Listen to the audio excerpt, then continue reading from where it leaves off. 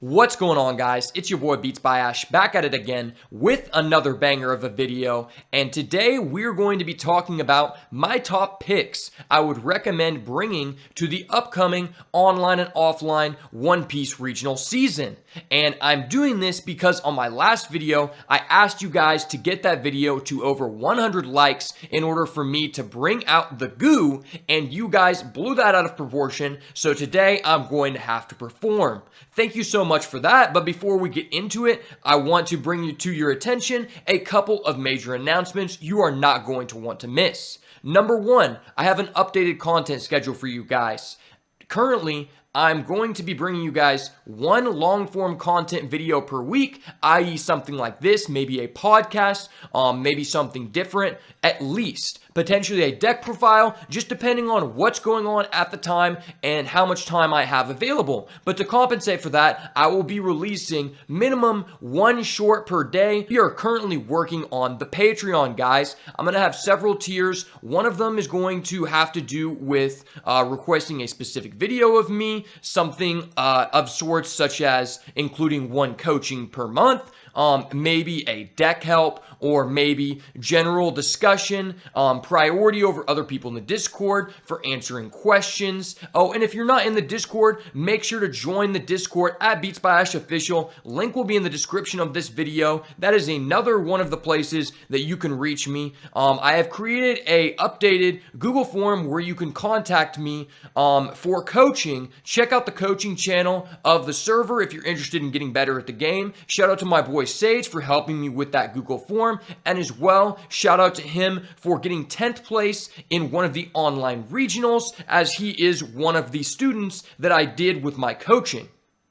And one other thing I would like to announce is that I will be having a structure deck tournament free of charge, probably just going to be for people in the Discord, so that's another reason you're going to want to sign up. I just need some time to gather up what I'm doing with my life because I'm currently trying to get a bunch of articles ready for the Patreon. I would like to be releasing at least one article and one video per week over there if my schedule suffices that. My boy Figaro is going to be helping out with that, so we got to be putting these boys to work so we can be generating the value. Now, let's get right into the goo. All right, guys. So I'm not going to necessarily talk about these in any particular order because the current meta state that we're in, I don't think it's very definitive that one deck is the best deck. And not everyone is going to like that. And to that I say, get out of here. I'm giving away free value. You know, you want to hear it for what it is? Then you've come to the right place. If you want to be sugar-coated and have someone try to boost up a specific strategy just because they are biased and a one-dimensional player, you can go somewhere else. But over on Beats by Ash's channel, we tell it how it is and we collect these dubs. So get ready to sign the slip. So before I talk about any of the decks, I do want to mention what the current meta is surrounding us so you guys have a better understanding of my choices. So I've wrote down and taken notes on all of the online regionals that have occurred for us so far in the English version of the game, and I think that is important because I wanted to analyze the representation of leaders that made it into the top 16. So in the first place spot, we have 23 players reaching the top 16 with Whitebeard, and then in second place, we have 18 players reaching that status with Zoro, and I'm grouping 3 Luffys into that category as well, as I feel that they really fit the same archetype, and there's not a lot of differences. It's very much up to your preference and what you think you will face more of. And then in third place, we have 17 Kinemons and 1 Useless Captain Kid, which I will also group into the Kinemons because of their similar strategy. And in fourth place, I did want to mention there were 6 players who have topped with Law, but those players are a couple of the same people who topped multiple events, and that just shows how skill-based the deck is, and I will get into that in a moment. So the first deck that I want to talk about is Red. I'm going to talk about Zoro as well as Luffy. I think a lot of people are very much overhyped on the Whitebeard train. In Asia, where they have had a larger number of events and have a higher pool of data to go off of, It is undeniable that red is the most represented deck when reaching into the top cut, and that is for very good reason, because like in my other video I addressed before, consistency is key in these large events. And with the new addition of Curly to Dan, we have just opened up so many gateways for red players that all the people who want to turn their brain off are just rejoicing. They cannot get enough of this, and on top of that, they now have the ever so impressive 9-drop Edward Newgate. You know, that card is just broken, I'm not gonna lie. It really just swings the tempo of the game in your favor, as well as Vista. There's just so many high quality cards in red, it's undeniable to say that this is a bad choice to bring to any event. The nice thing that I like about red is that in the aggro versus aggro matchups, you are presented with a lot of micro decisions, which will allow you to differentiate yourself from other players. So while you can not really change the deck so much to gain a deck building advantage, in the mirror match, there are a lot of micro decisions. It's just like, how weighted are those micro decisions? You know, I talked about in a previous video how I didn't feel like I could differentiate the deck enough to gain an advantage. I mean, that is true, but you also got to add a certain weight to these statements and choices. And what I mean by that is, some games will be entirely taken over by the person who won the die roll, got out their Nico Robin, and also possessed the 9-drop Edward Newgate. But other games are going to come down to very thin differentiations of the game state ending in very different ways. You know, you may have like 3 characters on board, the other guy has 3, and you need to know how to efficiently allocate your Dawn. Should I Dawn up my leader? Should I use the effect of one of my characters? Should I search with my Curly to Dan? You know, should I use a modifier before this attack? The list goes on the decisions you can make, and that is a very strong thing to have when you are a person who has a high level of experience with red in general. If you succeeded with Luffy largely in set 1, or if you succeeded with Zoro in the later stages of the Treasure Cup using the low to the ground version that played a lot of the 2-drop 4Ks, I think this is a very strong choice for you because you are going to be able to differentiate yourself in terms of those micro decisions. But for someone who's looking to not put that much time into the game in preparation for these regionals, I cannot tell you that this is a good choice, because while you can turn your brain off in some curves, in some matchups, the aggro versus aggro matchup, which is going to be very represented, is just going to be a high indicator of how much time you have put into the game. And if you don't have the time to put that much effort into learning all these micro decisions, learning all these key interactions between the decks, there are plenty of other choices where you could be rewarded for just being generally knowledgeable about the game and making clear decisions, thinking through all of your plays. And we will get into those in a minute. So I kind of want to differentiate what Luffy does and what Zoro does. There are a couple advantages. So while Zoro presents a stronger matchup in something that gets overwhelmed by many characters such as a smoker, Luffy does not do this because you're more centered about creating big characters that trade with your opponent's characters. You know, you're kind of giving and taking a couple of things. Zoro does not have a very good matchup versus Whitebeard, but it does have a very good matchup versus Smoker. Whereas generally Luffy is going to have a free casino run versus Whitebeard while struggling strongly versus Smoker. Now take that as you will, but there are a couple other instances of this. Now I would say that probably the Luffy deck is also going to be a little bit better versus Kinemon. Not that much, but I will say the Mass Deuce, if you go second, can help out by removing blockers, and as well, like having Rush Luffy, which isn't commonly played in Zoro, can help you trade with some of the bigger threats in green. And we all know if you lose the board in any green strategy, you're probably just fucked. So, I mean, like, you know, there are gives and takes with both. I think it really comes down to what are you more comfortable with? Because they both present micro decisions, but in very different ways. You know, Zoro is going to be more about, I would say, Dawn efficiency, which does go hand in hand as well with deciding the value of certain trades and card exchanges, but that's where I would say Luffy goes more hand in hand, is on those value trades and those card exchanges. You know, what should I be using my rush characters to threaten, and you know, so on. Like, and the other thing is there's a little bit more like of an edge in the Zoro matchup to Luffy because we have access to cards like Mass Deuce, as well as access to cards such as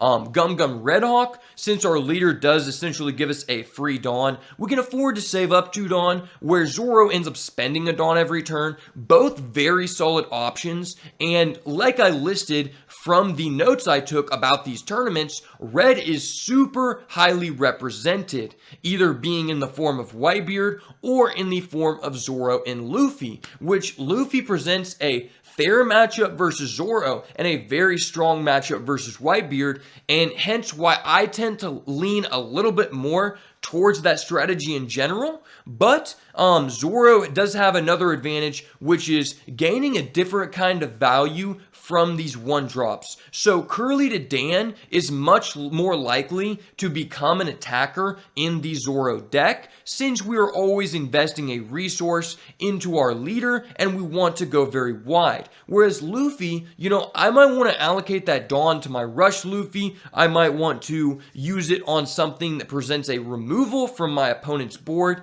You know, just a number of things. So that's just something to think about. But in general, what I love about red is, you know, the added addition of Curly to Dan just makes the deck insane. It's literally busted the fact that you can add a Nami Searcher off of Curly to Dan and just go +2 if you hit on both, which is really easy to happen, especially in Zoro.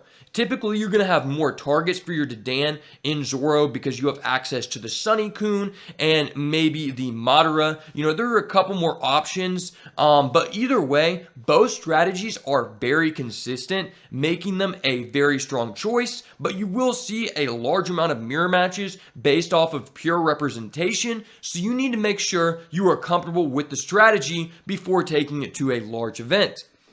Now, that will bring us into my second deck of choice, which probably would be Whitebeard, but not the version that everyone thinks is doing well. So everyone says, you know, Strawbeard is like insane, you know, maybe it's the best deck and all this stuff. I don't think that it's that consistent. Number one, in Asia, the deck did not perform as well as it has performed in the US, and for multiple reasons. Number one, they actually have more valuable data than us because they've experienced a larger number of big events that have occurred. They've completed the meta fully, making their data a bit more valid than ours in that regard. They have a larger sample size to pull from, and also, you know, their tournaments in some instances had larger caps than ours. So that's another thing that we have to think about as well. But they do have a little bit different structure.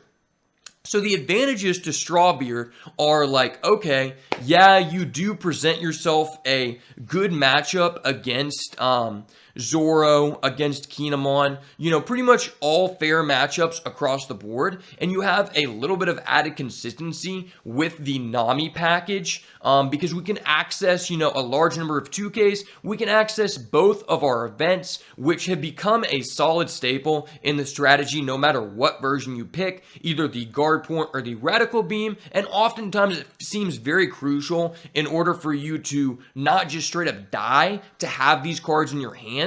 And I think the deck is fair. Like, it is a strong power level. My problem with the deck is it's not nearly as consistent as what people are saying. You know, when we look at these online regionals, we have to take in a couple of factors and take in the information with a grain of salt. So number one, it's a little bit harder to like understand what's happening in an online regional, you know, just because of like the way things are situated. You're looking virtually and all this stuff.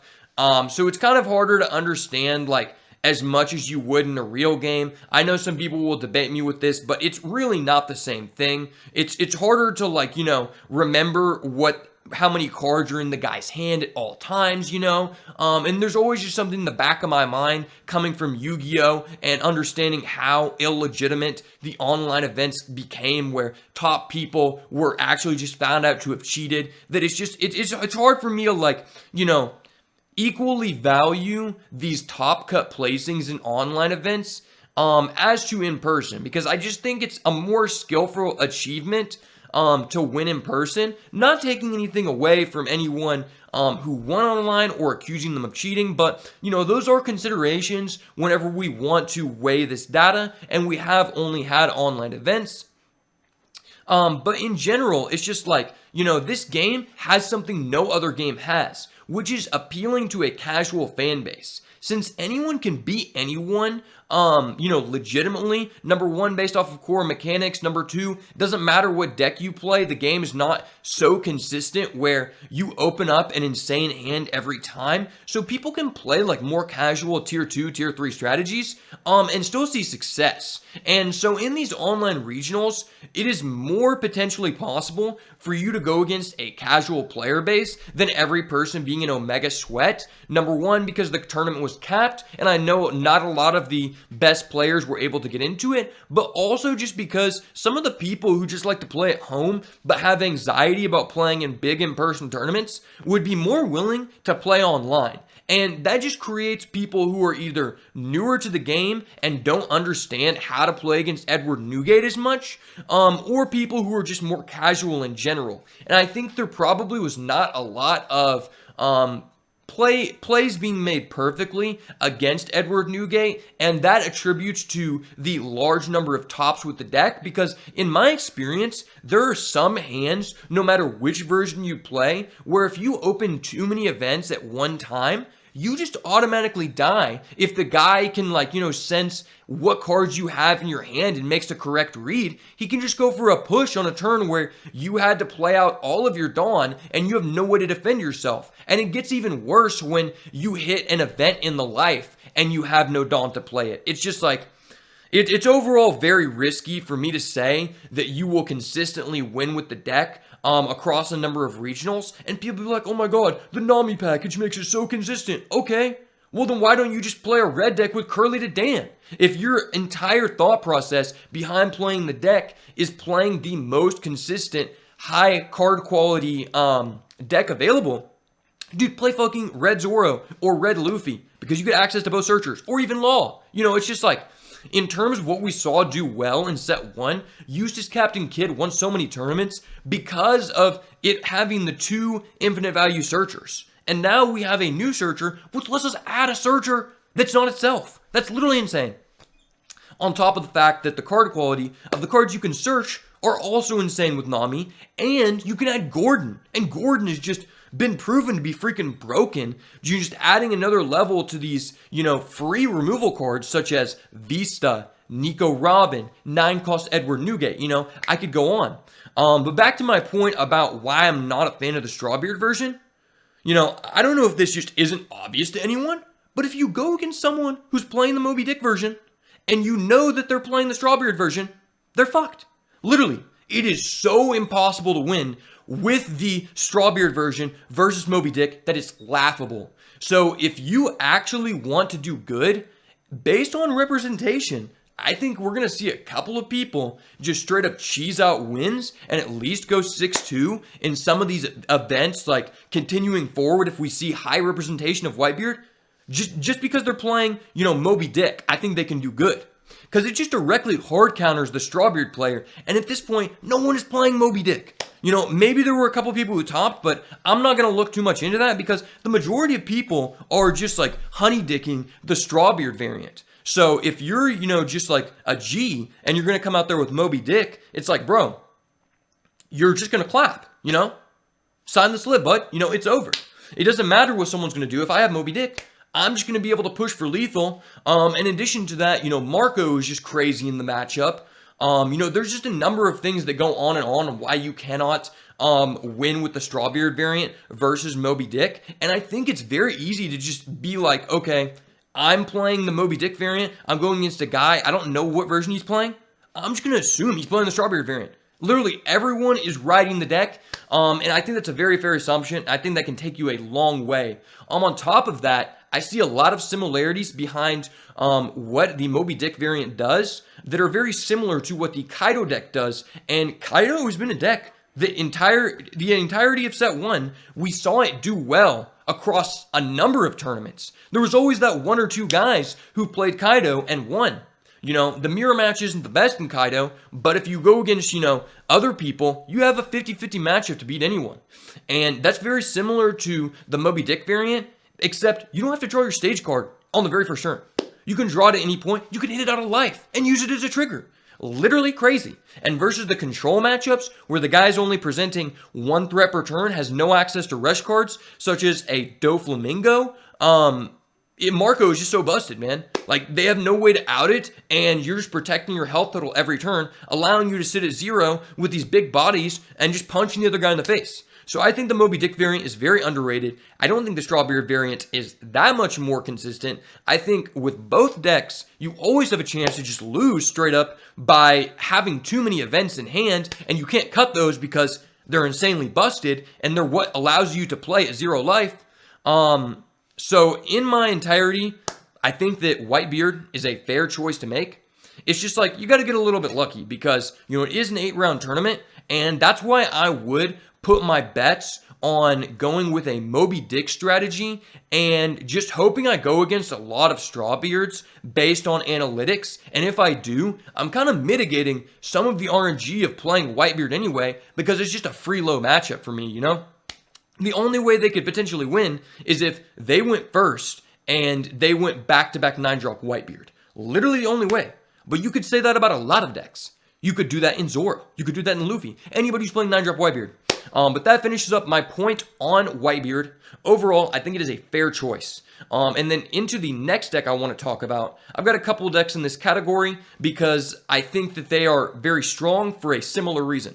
We're going to talk about Red-Green Law. Now, my boy Ortiz has just shown me how powerful the deck can be using the aggro variant. Now, I have seen there to be 2 decisive variants. Number 1, you can go with the aggro one, which has really seen a lot of increase in play with the 5-drop starter deck law, just giving you more green cards to return your Curlies, to return your Namis. And a big thing about this deck is, if consistently people who have been playing the deck for a while are continuing to get into Top Cut, it's a good deck. People are so scared to play this deck because you have to put in a bunch of time. If you are feeling confident enough to win with Zoro, you should feel more than confident enough to win with Red-Green Law. The deck is super complicated, and that can work to your favor if you know all of the lines and put in the time, because it's hard to follow what the guy could potentially do, because unlike other decks, you can actually customize the deck to what you feel is the best, depending on what you're expecting to see in the tournament. And that's why it's so nice, like, playing the deck, because it's like, I could assume this guy has a 5-drop starter deck law, and he could push for more damage, and then that ends up cucking me, because he actually just had a 5-drop X-Drake, which just kills my guy, and I didn't account for that. Like, you can't play around everything in this deck, and it works to the advantage. Another point why it's such a strong deck is, this deck considerably has the highest consistency in the game. You have access to 4 Bonnie. Literally, just going to be one of the most broken cards in the game for at least another year to come. I think even more, because Supernovas is just such a busted typing. There's so many cards in the game that are Supernova Straw Hat, and you just get to access that with your Bonnie and your Nami. You're just double dipping into the highest quality of cards, and there's like no constraints. It's like, okay, you're at 4 life. Okay, dude, play Radical Beam. All right, you're at 5 life now. Cool. Like, this is just so busted, man. I think that overall, the deck has several strong points that other decks can't tap into. Number 1, you probably heard me previously say that low-cost blockers are not very effective in the meta right now, and that has to do with a lot of the powerful cards such as Vista and Edward Newgate, just popping those cards for free, just decimating the value that you generated by investing Dawn into that play. And with Law, you can mitigate that stuff because you have 4 5-cost Law, and you have, sorry, I need to specify, you have 4 blocker 5-cost Law, and 4 Jewelry Bond.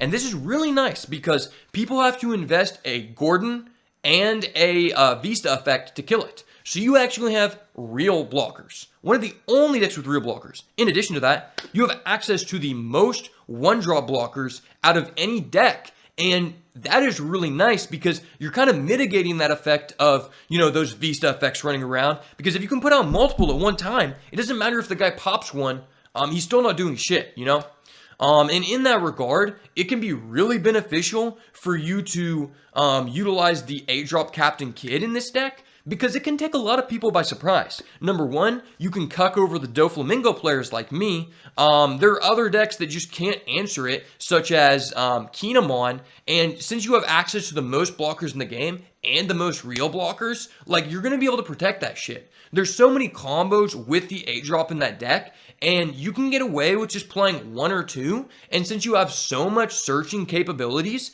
you can very often drag the game into a late enough game state to where you can see your entire deck. So you don't have to compromise your strategy by playing too many copies of the 8-drop since it's not good against every matchup.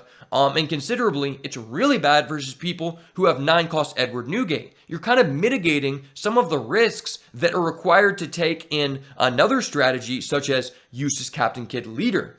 So I really like Law in that regard. The number of lines of play that you can learn to differentiate yourself between your opponent in the mirror match is just insane.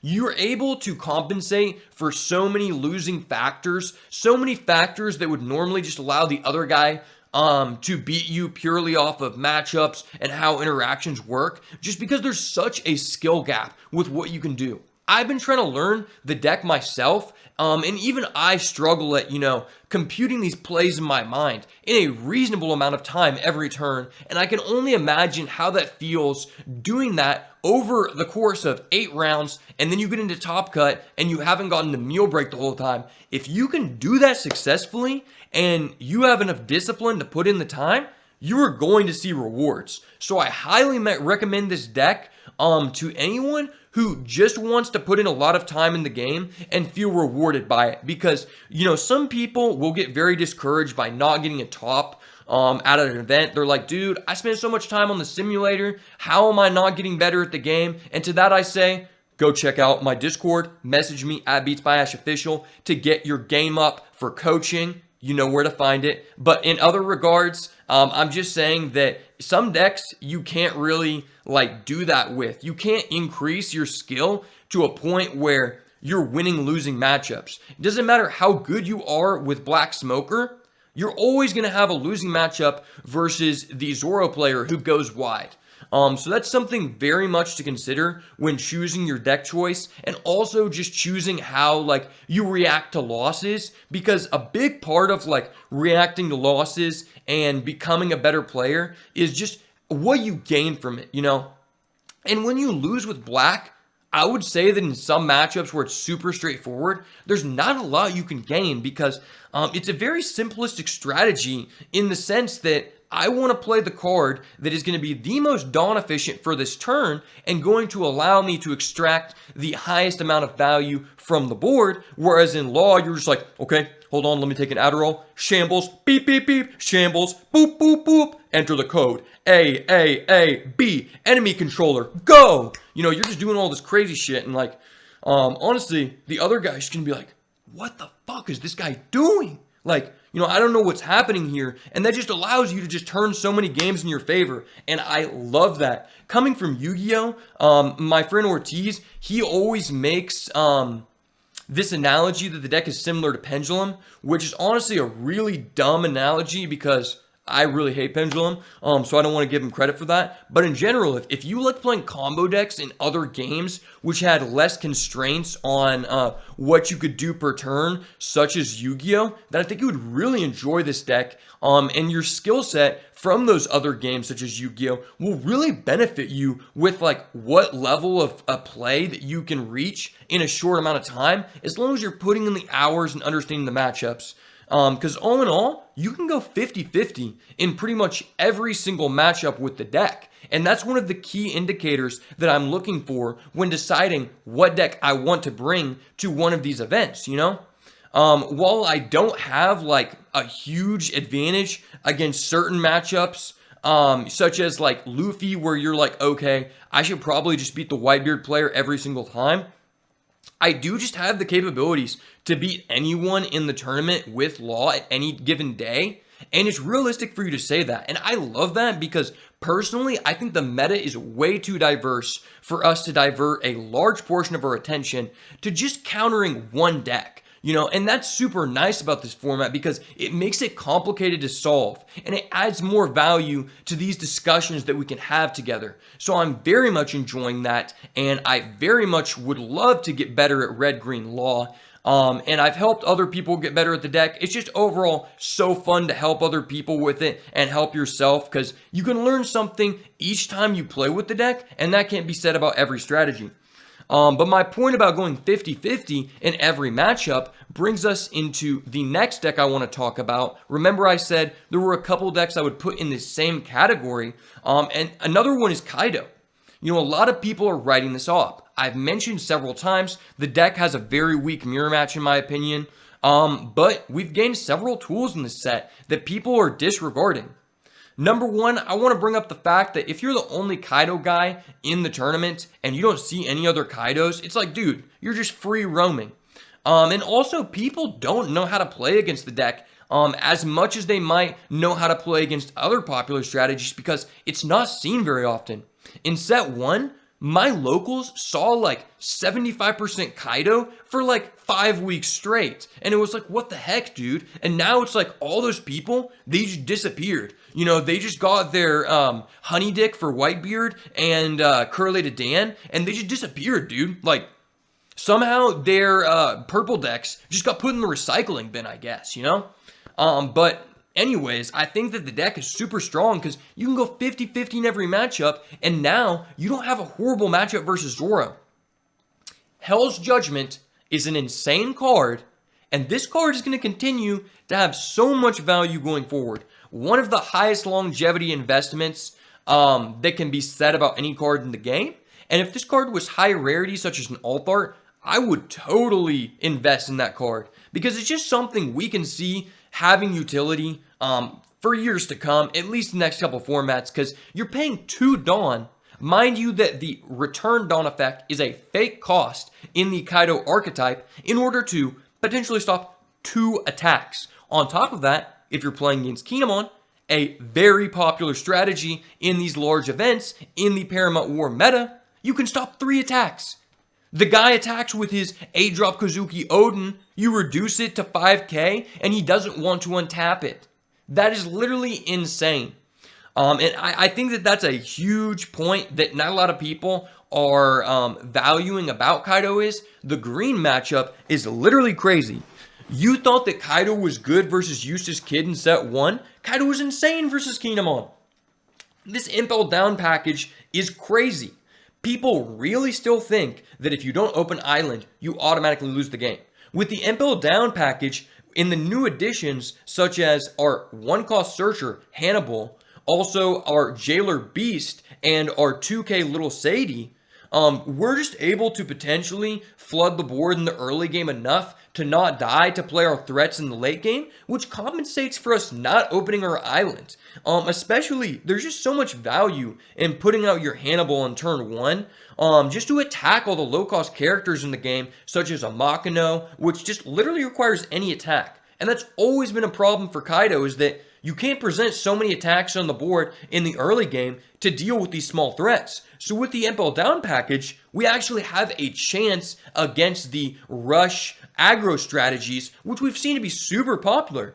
In addition to that, it's like, dude, if you were able to play Little Sadie on 2 and summon the blocker Jailer Beast that's 5k, that's so good for you. Because it's generating 2 bodies for 3 Dawn, which then can trade with those small characters, like I mentioned before. Especially, you could have added that Little Sadie off of the Hannibal, either or combo piece. And then you have a blocker. And that also has value protecting your other big threats throughout the game. And you get 2 alt arts in the deck, bro. Come on.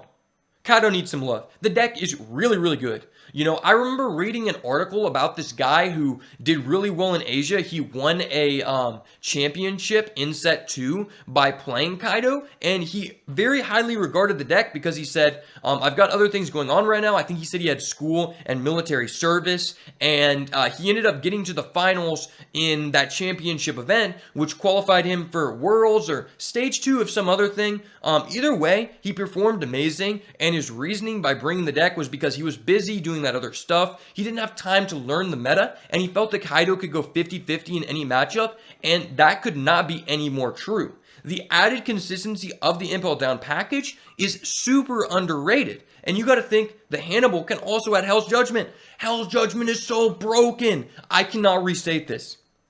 In OPO1, it felt like no matter what deck I played, if the guy had back-to-back 5-drop Queen, there was just no way for me to win. And now it just feels like that is also the case. But if he has back-to-back-to-back Hell's Judgment, it doesn't matter what you're playing, you also lose. Because he's just recouping that minus Dawn effect, generating a big threat, which is just not removable by most decks. And that threat just removes one of your guys on play, or two. It's literally just insane. It lets you get into the late game. This new package just says, all right, we're going to turn 6 or above. And in general, that's a huge advantage for Kaido. So I definitely think this is a super underrated pick. You should definitely try it out because it's way more consistent than people originally thought. And there is a huge advantage for running this deck when you're the only person piloting the deck in the room. And then the other deck I kind of want to mention that works the same way as well is Doflamingo. Now, everyone's going to be like, dude, this guy, he's just the Doflamingo honey dick and all this stuff. Like, tell us it's the best deck, bro. Tell us it's the best deck. It's like, bro, I mean, not one deck is specifically better than all of the other decks. I'm not telling you to play Doflamingo. I don't specifically only play Doflamingo. Literally, I'm trying to be the best person to ever do the game. So I play every single deck. I make a lot of Doflamingo content. I played a lot in the tournaments on my streams using Doflamingo because I think that there is more experimentation done that is available with this deck than other strategies which are currently solved, and I just want to get better at it because I think it is a fair choice in the meta. Number one, you can go 50-50 in every matchup, similar to Law, similar to Kaido, and, I think that really the only disadvantage is if the guy has used his Captain Kid, then you're kind of in a bad situation. I've heard a lot of people say that, but I think that really comes down to the tech choices you use in your build, because for me personally, I've literally lost to one green player out of 18 to 20 matches I've played against green in actual tournaments. And I'm not saying that people I'm playing are the best in the world, but they're really competitive, dude. They came from other Bandai games. I've never played a Bandai game before. I'm new to this stuff, and I'm able to just grind it out versus them every time. I think there are some things that people are overlooking, and I've heard a lot of people say green is the worst matchup, but I would say that Law utilizing the 8-drop is probably a worse matchup because the only reason people make that statement about green is the only way you can lose in general with the deck is if you go against someone who floods the board with too many small blockers because there's no hard removal in the deck. And people really don't get this. It's like people be like, yeah, the 8-drop is so toxic against the deck. You can't do anything. Well, no, it doesn't even matter if they have the 8-drop. It matters if they have a bunch of small blockers in general because blue just has no hard removal for whatever reason. It's like anybody who has a bunch of small blockers, if you can't present a number of threats on the board to answer those in a normal fashion, you're going to automatically lose. And that doesn't matter if they have the 8-drop, dude. The one person I lost to in a tournament was actually in the case tournament with the guys playing Kinemon. He just tapped his Kazuki Momo 3 turns in a row, top decking a Toki every single time, and I had confirmed game otherwise, and that just stopped me, from threatening his characters. This is the thing. The deck is good because you can generate value with the leader ability every turn, and essentially value them out because they're going to have to discard cards to protect their guy. We don't care about our hand because our deck is our hand. But if you can't actually attack their characters with your characters, it's not really doing as much as people would say. And another thing while I'm on the deck, I think a lot of people need to reconsider that if you're taking a turn off of using the leader ability, it better be pretty impactful because if it's not, you're just going to get blown out the game because we don't have the ability to defend ourselves as well as other strategies. Yes, we have blockers, but our blockers come into play tapped. And we realistically can only put out one character, maybe 2 characters per turn in the late game, where people can just put up 5 characters on turn 3 and onward in a lot of strategies. Literally crazy. So it's just like, if you want to beat Doflamingo, just put a bunch of small blockers on the board, bro. Like, it's not like other strategies where they can just Vista pop your stuff and you get no value out of it. And that's partially why I think the deck is seeing a lot of success now, is because in OPO1, you could just spam blockers and there was really no punishment. Whereas now, everybody just knows there's these problem cards such as Edward Newgate and as well Vista, just a bunch of these cards now that kill things 3k or less. So they're not playing these small blockers. So now with Doflamingo, you have a better chance of going against someone that is going to allow you to threaten their characters with your leader for 7. And I think that's just super good right now. So that's why I think that the deck is good in the current meta. On top of that, it has a good green matchup in my opinion. For the reason being that if the other person has the ideal turn 1 green play, which is turn 1 Okiku on the draw, you have a chance to actually respond to that on the following turn, which is not possible in any other strategy. And by that, I mean using your leader to attack their leader and summoning a Jinbei. Because if you summon a Jinbei on turn 2, they really can't attack it. You're going to get a couple attacks in, or they use their Okiku to kill your Jinbei, essentially mitigating the value they generated from putting out the turn 1 Okiku.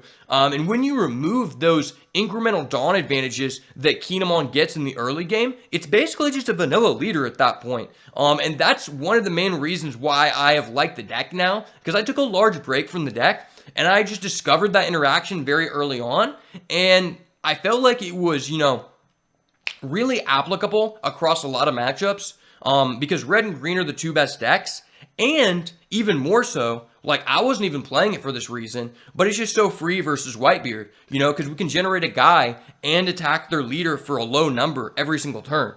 So there's multiple advantages to that, but at the same time, good deck builders will, just compensate for the disadvantages that blue has having no removal. And also, you can also just lose if the guy has back-to-back Edward Newgate, because we don't have any removal for that card. Anything 8 or above is just so oppressive versus blue. That's why I just try to, get ahead on the board early, and sometimes it can mitigate them, putting out that Edward Newgate. But in general, blue is not as insane as everyone's saying.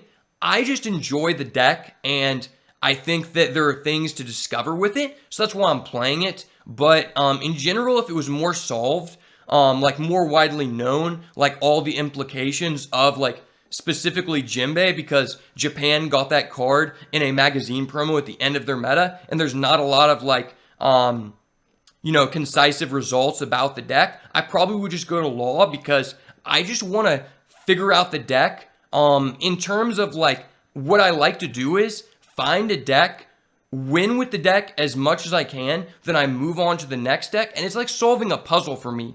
Once you complete a puzzle, you go to the next one. So that's just something to consider when you're consuming my content.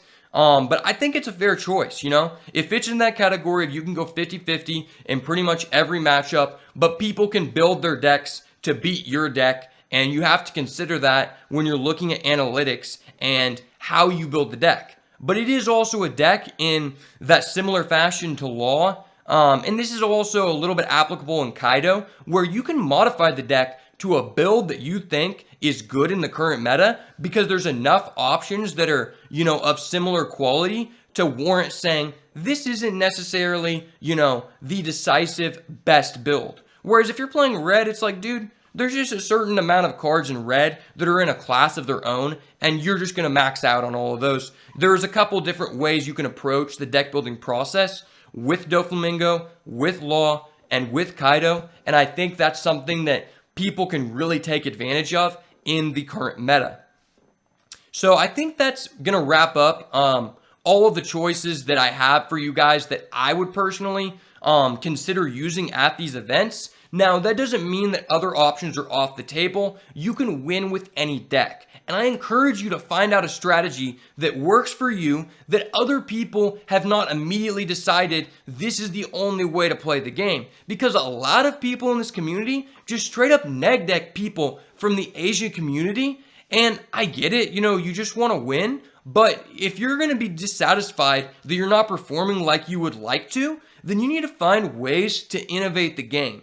Because even whenever things have been invented, to a point where you can't find any more advancements, there will always be people in society who break those barriers. And those are the people who will find success in the times where no one expected it. And that's one of the biggest advantages you can have to perform at a high level in this game and in life. Thank you so much for reaching this far in the video. If you enjoyed it, make sure to smash the like button, turn the notification bell on, and subscribe to the channel, guys. We need to get to 1K. I'm literally out here giving a total TED Talk on Paramount War. And as always, if it's not the goo, it's got to go. Peace. Ooh,